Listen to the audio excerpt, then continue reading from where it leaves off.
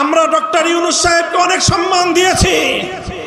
আমাদের পরিষ্কার কথা, আল্লাহর কোরআনের বিরুদ্ধে যদি অবস্থান নেন, তার সঙ্গে শেখ হাসিনার চেয়ে ভিন্ন কোনো আচরণ আমরা করব না। আমরা পরিষ্কার আলটিমেটাম ঘোষণা করেছি, আগামী 3 তারিখের পূর্বে বিতর্কিত নারী কমিশনের প্রস্তাবনা প্রত্যাখ্যান করে প্রত্যাহার করে এই কমিশন যদি বাতিল না করা হয়, সোহরাওয়ার্দী উদ্যান থেকে পরবর্তী কর্মসূচি ঘোষণা করতে বাধ্য হবে হেফাজতে ইসলাম কর্তৃক আয়োজিত আজকের এই গণসমাবেশে উপস্থিত সংগ্রামী সভাপতি, উপস্থিত হেফাজতে ইসলাম বাংলাদেশের কেন্দ্রীয় জেলা ও মহানগর নেতৃবৃন্দ, সর্বস্তরের তৌহিদি জনতা,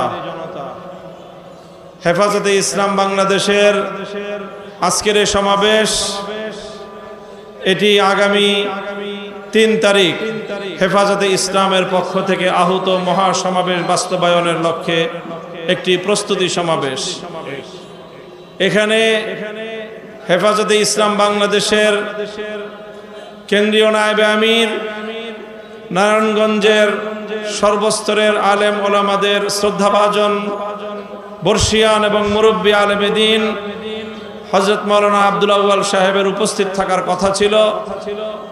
ইনশাআল্লাহ 3 তারিখের মহাসমাবেশে হেফাজতে ইসলাম বাংলাদেশের নারায়ণগঞ্জ থেকে সকল মতভেদের ঊর্ধ্বে উঠে সকলের সম্মিলিত এক মহা মিছিল নারায়ণগঞ্জ থেকে সোহরাওয়ার্দী উদ্যানের উদ্দেশ্যে যাত্রা করবে ইনশাআল্লাহ। আমাদের সাংগঠনিক কিছু মতপার্থক্য রয়েছে, ইনশাআল্লাহ 3 তারিখে আমরা সেই মতপার্থক্যের ঊর্ধ্বে উঠে সকলে সম্মিলিতভাবে প্রস্তুতি নিয়ে 3 তারিখের মহাসমাবেশকে বাস্তবায়ন করব। হেফাজতে ইসলামের কেন্দ্রের পক্ষ থেকে নারায়ণগঞ্জের সকল নেতাকর্মীদের প্রতি আমার সেই বিশেষ অনুরোধ থাকছে, সংগ্রামী সাথী ও বন্ধুগণ, যেই ইস্যুকে সামনে রেখে আজকে হেফাজতে ইসলাম বাংলাদেশ মাঠে নামতে বাধ্য হয়েছে, দীর্ঘ বক্তব্য দেওয়ার সময় আমাদের নেই। আমরা শুধু এতটুকু কথা বলতে চাই যে বাংলাদেশে স্বাধীনতা পরবর্তী এই সময়ে ব্যাপক সংস্কারের একটি পরিবেশ তৈরি হয়েছে। বিগত 53 পরিবেশে সংবিধানে অনেক সংশোধনী এসেছে, কিন্তু কখনো সংবিধান সংস্কার করার আওয়াজ ওঠেনি। রাষ্ট্রকে সংস্কার করার ব্যাপক কোনো উদ্যোগ ইতিপূর্বে গ্রহণ করা হয়নি। জুলাই এবং আগস্ট বিপ্লবের 2 সহস্রাধিক তাজা প্রাণের বিনিময়ে বাংলাদেশে যে গণ অভ্যুত্থান সংগঠিত হয়েছে এবং অন্তর্বর্তীকালীন সরকার প্রতিষ্ঠিত হয়েছে, এই সরকারের অন্যতম একটি মহতী উদ্যোগ হলো সংবিধান সহ বিভিন্ন ধরনের সংস্কার কার্যক্রম পরিচালনা করা। আমরা এই সকল সংস্কার কার্যক্রমকে শুরু থেকেই সাধুবাদ জানিয়েছি। 6টি সংস্কার কমিশন গঠন করা হয়েছে। 5টি সংস্কার কমিশনের প্রস্তাবনাকে আমরা স্বাগত জানিয়েছি। এ দ্বারা স্পষ্ট প্রতীয়মান হয় হেফাজতে ইসলাম বাংলাদেশ এবং দেশের আলেম সমাজ, ইসলাম প্রিয় জনগণ বাংলাদেশের বর্তমান সংস্কার কার্যক্রমের সবচেয়ে বেশি সহযোগী শক্তি। কিন্তু দুঃখ এবং ভারাক্রান্ত হৃদয় নিয়ে বলতে হয়, বিগত 19 এপ্রিল নারী বিষয়ক সংস্কার কমিশন যেই প্রস্তাবনা উপস্থাপন করেছে, এটা দেখে আমরা স্বাগত জানাবো তো দূরের কথা, বাংলাদেশের আলেম সমাজ এবং ইসলাম প্রিয় জনতা আমরা স্তম্ভিত হয়ে পড়েছি। আমরা এখনো পর্যন্ত কল্পনা করতে পারছি না, চিন্তা করতে পারছি না যে আগস্ট বিপ্লবের পরবর্তী বাংলাদেশেও এই ধরনের কোরআনের বিরুদ্ধে কটাক্ষকারী কোনো প্রস্তাব রাষ্ট্রীয় পর্যায়ে উত্থাপিত হতে পারে। এখানে যেই প্রস্তাবনা করা হয়েছে আমরা বিস্তারিত আমাদের বক্তব্যগুলোর মাধ্যমে লিখিতভাবে জাতির সামনে উপস্থাপন করেছি। শুধু একটি কথা আমি কোট করছি, এই জঘন্য কমিশন তারা সেখানে বলেছে বাংলাদেশে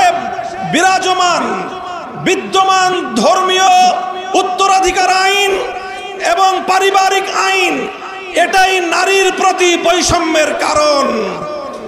অর্থাৎ ভিন্ন ভাষায় বলতে গেলে তারা বাংলাদেশ নারীর প্রতি বৈষম্যের জন্য কোরআনের আইনকে এবং ইসলামের আইনকে সবচেয়ে বেশি দায়ী বলে সাব্যস্ত করেছে।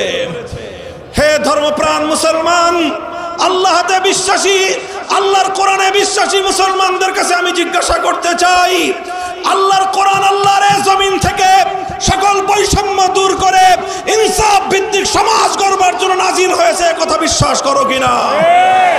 যদি তোমরা এটা বিশ্বাস করে থাকো, তোমাদের ধর্মীয় বিশ্বাসের প্রতি চরম বৃদ্ধাঙ্গুলি প্রদর্শন করে যেই ধৃষ্টতা প্রদর্শন করা হয়েছে, এটা আমরা বরদাস্ত করতে প্রস্তুত নই। ডক্টর ইউনূস সাহেবের ভেরিফাইড ফেসবুক পেজ থেকে প্রতিশ্রুতি ব্যক্ত করা হয়েছে, এই নারী কমিশনের প্রস্তাবনাকে, তাদের সুপারিশকে যথা দ্রুত সম্ভব তারা বাস্তবায়ন করার প্রতিজ্ঞা করেছেন। এই প্রতিজ্ঞা করার পর, অর্থাৎ তারা আল্লাহর কোরআনের আইনকে, যতটুকু আইন পারিবারিক এবং উত্তরাধিকার আইনের মধ্যে এখনো বিদ্যমান রয়েছে, সেটাকে নাকি বাংলাদেশ থেকে উৎখাত করবেন, এই প্রতিশ্রুতি দিয়েছেন, এই অঙ্গীকার করেছেন ডক্টর ইউনূস সাহেব। এরপরে ইউনূস সাহেবের বিরুদ্ধে কড়া কথা বললে অনেকের নাকি কষ্ট লাগে। আমরা ডক্টর ইউনূস সাহেবকে অনেক সম্মান দিয়েছি।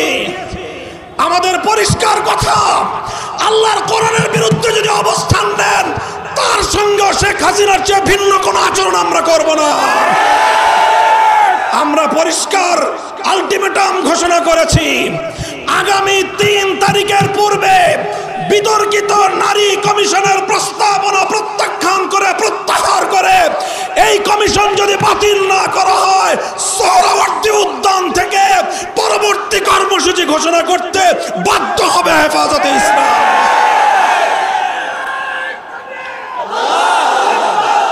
আমরা আল্লাহর কোরআনের বিরুদ্ধে, ইসলামকে কটাক্ষপূর্ণ এই ধরনের সুপারিশ করবার দায়ে নারী কমিশনে থাকা প্রতিটি সদস্যের বিরুদ্ধে আইনানুগ এবং দেশের ধর্মপ্রাণ মুসলমানদের ধর্মীয় অনুভূতিতে আঘাত হানার অপরাধে তাদের বিরুদ্ধে শাস্তিমূলক ব্যবস্থা গ্রহণ করবার দাবি জানাই।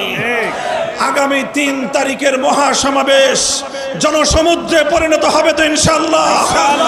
নারায়ণগঞ্জ থেকে ঐতিহাসিক যাত্রা সোহরাওয়ার্দী উদ্যানের দিকে যাবে তো ইনশাআল্লাহ।